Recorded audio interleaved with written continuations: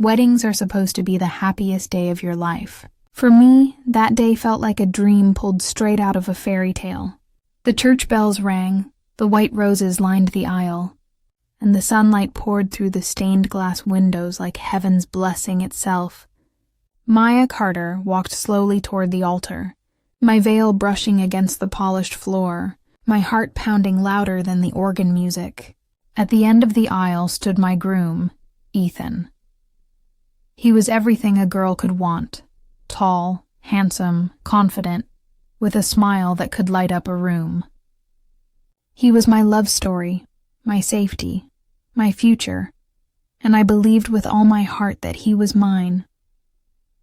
Beside me, dressed in emerald green, holding my bouquet like it was her crown, stood my younger sister Lila. She was radiant, her golden hair falling in soft waves, her green eyes shimmering with pride. We had grown up inseparable, sharing secrets, clothes, dreams. When Ethan proposed to me, she was the first person I told. She squealed louder than anyone, hugging me and saying, "You're the luckiest girl alive, Maya. He's perfect for you." And I believed her. That day, when she adjusted my veil before I walked down the aisle, she whispered, "You're about to start your forever. Don't be nervous. You deserve this." Her words should have been comforting. And yet even then, I caught something strange.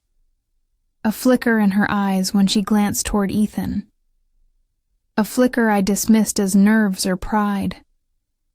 I didn't know it was the first shadow of what was to come.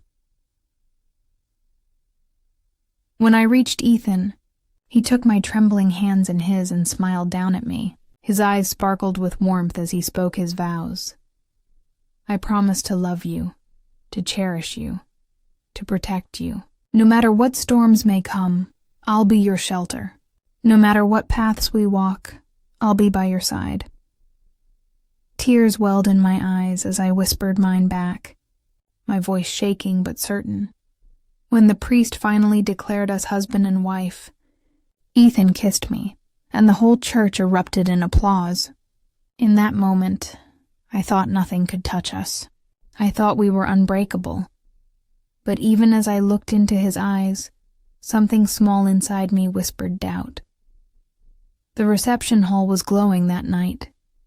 Chandeliers sparkled, laughter echoed, and music carried us into our first dance.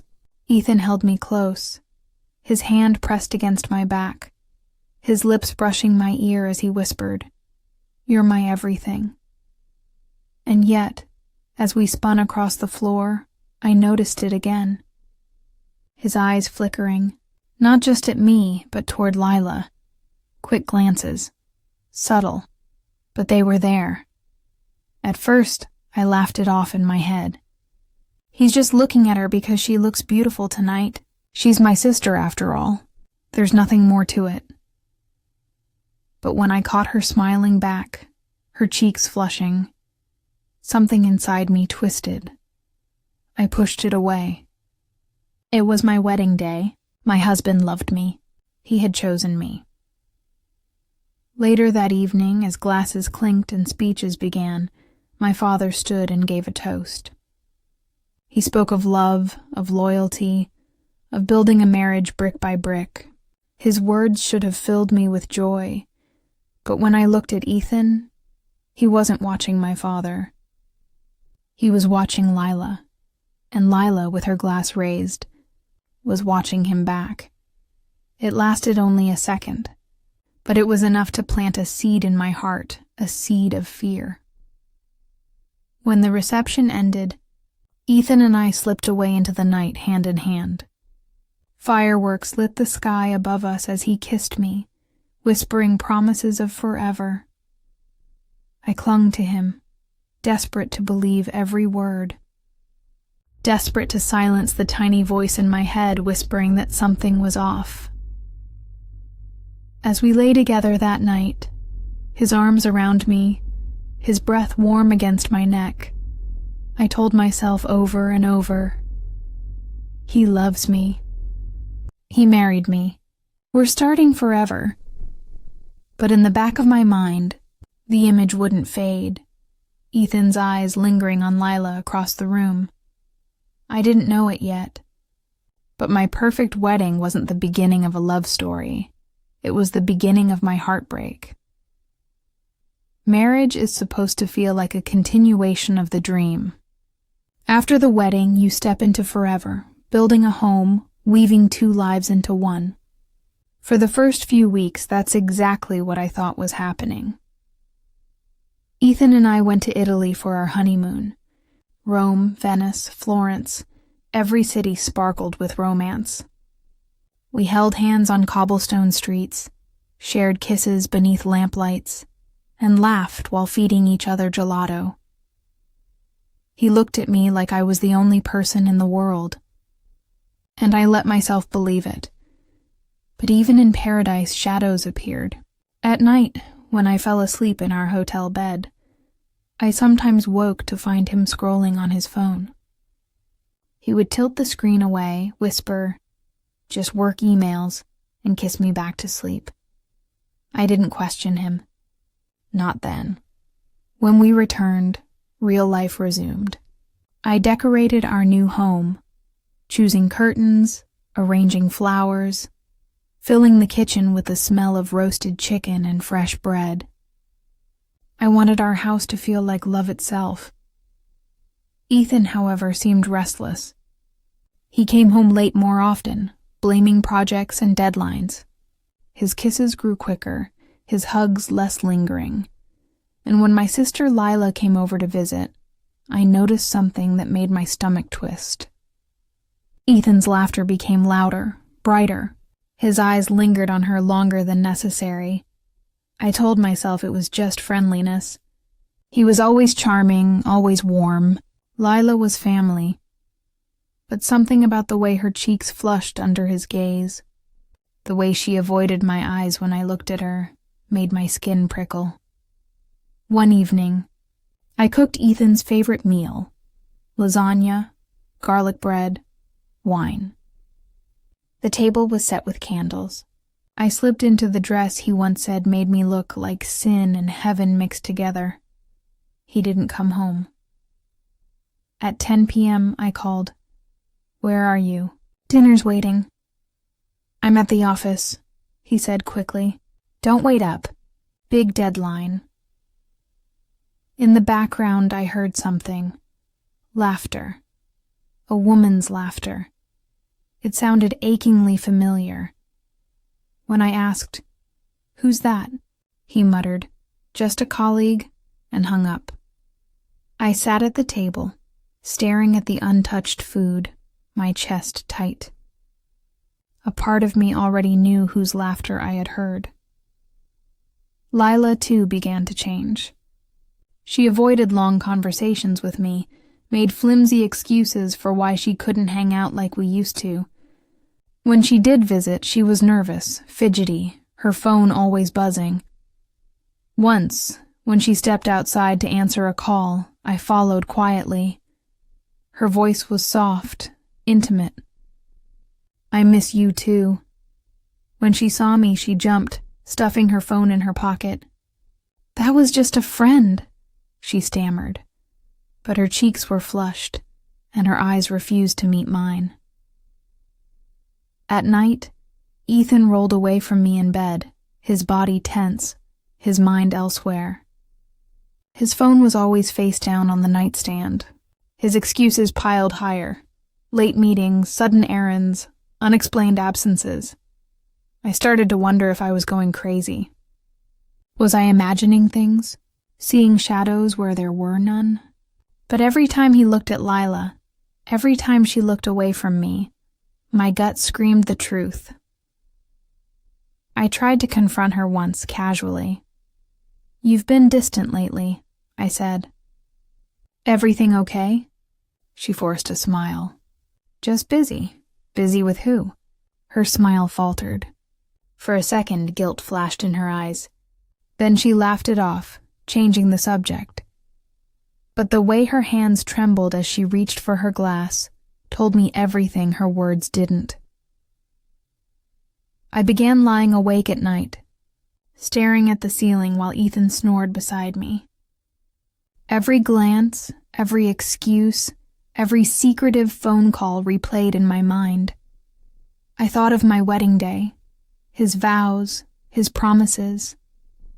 I thought of Lila fixing my veil, whispering that I was the luckiest girl alive.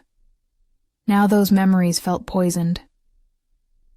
The slow drift between Ethan and me was no longer just distance. It was a gap wide enough for someone else to slip through, and that someone was my own sister. Suspicion is like poison. It starts with a drop, then spreads until it infects every part of you. For weeks I tried to silence my doubts, to tell myself I was imagining things. Ethan was my husband. Lila was my sister. They couldn't betray me. But one night, the truth refused to stay hidden. It was late, rain tapping against the windows, the house eerily quiet.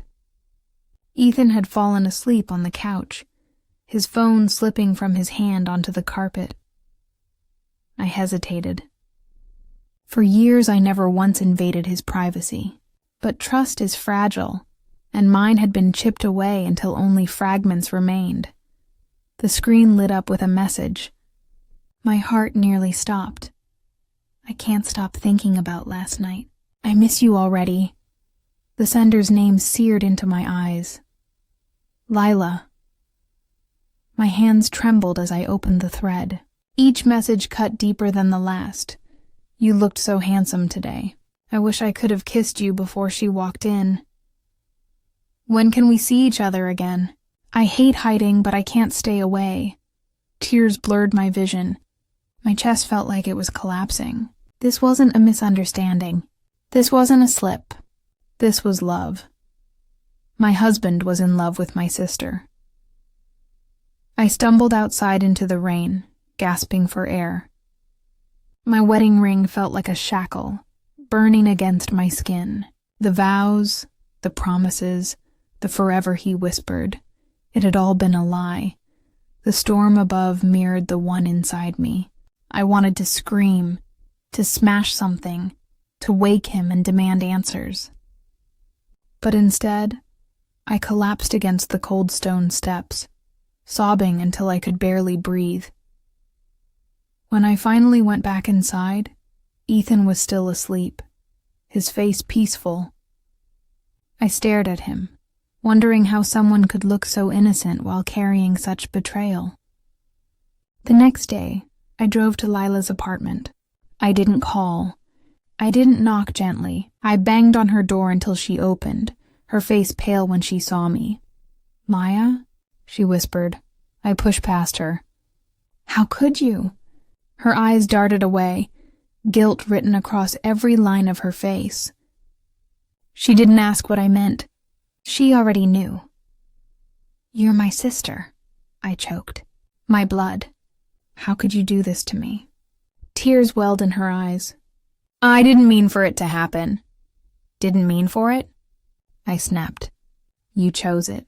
You chose him. You chose to betray me." She covered her face with her hands. "I love him, Maya. I didn't plan it, but I can't stop how I feel." Her words sliced through me. Love. She dared to call it love. Love? I spat. "You call stealing your sister's husband love?" She sobbed, but I turned and walked out. Her tears couldn't wash away the knife she had planted in my back. That night, I threw his phone at him, the messages glowing like fire, his face drained of color. "Maya, I can explain—" "There's nothing to explain," I shouted. "You love her." He buried his face in his hands. "I didn't mean to fall for her, it just happened." "Don't you dare blame me," I hissed. "You stood before me and vowed forever. You promised me everything, and you gave it to her." His voice cracked. "I still love you, Maya. But I love her too." The words shattered me more than the messages, because they were the truth. I packed a bag that night and left. I couldn't stay under the same roof as him. Couldn't share a bed with a man whose heart belonged to my sister. Driving through the rain, my hands clenched the steering wheel, my body trembling with rage and grief. I had lost them both, my husband and my sister, in one brutal blow. And the worst part? They hadn't even chosen me. Betrayal doesn't just pierce the heart. It spreads, like cracks in glass, until the whole world feels shattered. Once the truth was out, it wasn't just my burden to carry anymore. My family had to face it too. For days I kept the secret. I moved through the house like a ghost, eyes swollen from crying, hands trembling when I tried to eat. My mother noticed. Of course she did. One evening she sat me down at the kitchen table. Her voice was gentle but firm. "Maya, what's wrong? Tell me." I tried to hold it in, but the truth spilled out like poison I could no longer contain. I told her about the messages, the lies, the nights Ethan disappeared. I told her about Lila, her face drained of color. Her hand flew to her mouth. "Lila?" she whispered, as if saying her name might undo the truth. I nodded, sobs tearing through me. My mother broke then. Tears streamed down her cheeks as she whispered, "My daughters, my family, how could this happen?" There was no answer, only silence. That weekend we gathered at my parents' house. Ethan came too, insisting he needed to explain himself. Lila showed up, pale and nervous, eyes darting everywhere but at me. The room felt like a war zone. "How long?" my mother demanded, her voice trembling. Ethan swallowed hard. "Months!" My mother gasped as if he had struck her. My father's fists clenched at his sides, rage burning in his eyes. "And you," my father growled at Lila, "how could you betray your own sister?" Lila broke down, sobbing. "I didn't mean to. I couldn't stop myself. I love him." Those words again. Love. Twisted, poisonous love. My mother screamed then, screamed like I'd never heard before. The sound tore through the house, through all of us, and in that moment, our family was broken beyond repair. It didn't stay private. Secrets rarely do. Soon the neighbors knew, then the church, then everyone in town. At the grocery store, whispers followed me down the aisles. "Did you hear? Maya's husband, with her sister." Imagine the shame. Imagine the pain. At church, people looked at us with pity. Some looked with judgment. I felt their eyes burning into me wherever I went. It was like carrying a scarlet letter branded across my chest. And Ethan and Lila, they became outcasts too. People whispered about them in harsher tones, calling them sinners, traitors, but they still clung to each other. Ethan tried for a while to win me back. He showed up at my door late at night, his eyes red, his voice raw. "Maya, I made a mistake. Please, let's fix this." I laughed bitterly. "Fix this? You broke me. You broke us." He reached for me, but I pulled away. "I love you," he whispered desperately. "No," I said coldly. "You love her. You may think you love me too, but you don't betray the people you love." For the first time, I saw him clearly, not as my husband, but as a coward too weak to choose honor over desire. As for Lila, she avoided me. No texts, no calls. When I did see her, she looked guilty, eyes swollen from crying, but beneath the guilt there was something else. Something I couldn't forgive. She was still in love with him, and maybe, just maybe, that love was stronger than the love she had for me. One night, I sat alone in my room, staring at the framed photo from our wedding. Ethan in his suit, me in my gown, Lila standing beside me with a smile that now looked sinister. I picked it up and hurled it against the wall. The glass shattered, scattering across the floor like the pieces of my life. I fell to my knees, sobbing. But in that moment, through the tears and rage, a new realization hit me. This wasn't just about betrayal anymore. It was about survival. I could let their choices destroy me, or I could take back my story. When betrayal rips your life apart, it feels like the world should stop spinning, but it doesn't. The sun still rises, bills still come, neighbors still whisper, and you're left trying to breathe through the wreckage. I thought I would never recover. But slowly, painfully, I began to learn that survival was possible. The divorce papers came faster than I expected. Ethan signed them with shaky hands, his once confident signature now trembling across the page. We didn't argue about money or the house. None of it mattered. What mattered was that the love we built, the vows we made, had turned to ash.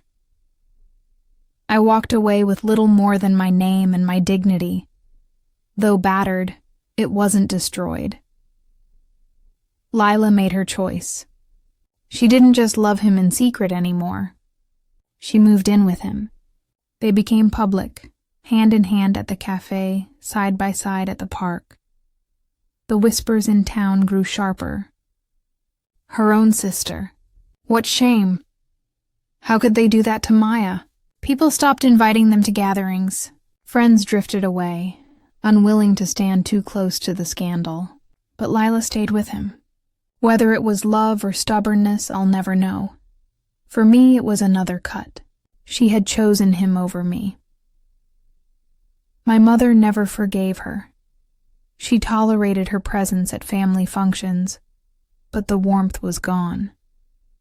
Every time Lila entered a room, I saw the pain flicker in Mom's eyes. She was torn between her daughters, one broken, the other responsible for the breaking. Sometimes, I wondered what hurt her more, watching my heart shatter, or realizing that her own child had caused it. For weeks, I moved like a shadow, silent, hollow, unable to find joy. But grief eventually turns into something else. A hunger, a need to find yourself again.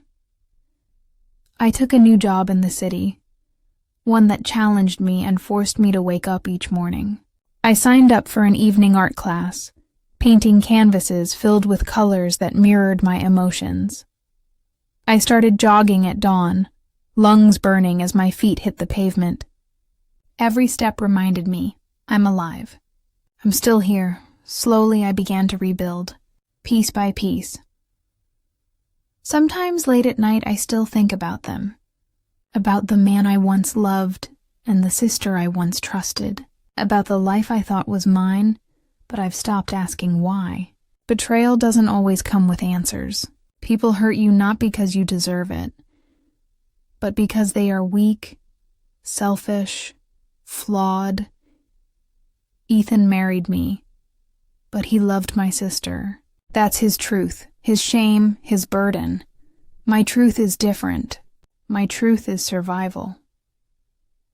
One evening, I stood on the edge of the ocean, the waves crashing at my feet, the sky painted gold and crimson. I felt the salt wind against my skin, the horizon stretching endlessly before me. For the first time in months, I felt peace. I whispered into the wind, "You broke me, but you didn't end me." The tide pulled away, carrying with it the last remnants of my sorrow. Their story was betrayal. Mine was strength.